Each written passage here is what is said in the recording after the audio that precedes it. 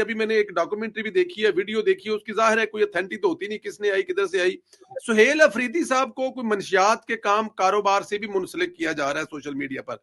इसमें कितनी हकूकत है, कोई इस किस्म की है, या फिर वो क्योंकि जिस इलाके से है वहां पर ये मंशियात का काम कारोबार किया जाता है, तो क्या किसी जगह पे वो है सहूलतकारी में, या उनका कोई काम कारोबार से ताल्लुक? डीजी आईएसपीआर से ये सवाल हुआ था, मैं वहां मौजूद था।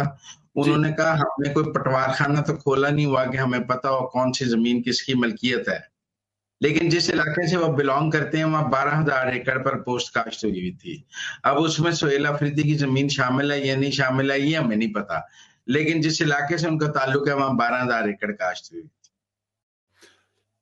करप्शन की कहानियां को स्कैंडल, वहां पे जो अफरीदी के पास वजारत थी उसका एक क्लर्क 2 अरब रुपया, एक 84-87 करोड़ रुपया, ये करप्शन की कहानियों पर क्या कहेंगे केपीके में? क्या वाकई ये हो रहा है सब कुछ वहां पे सर?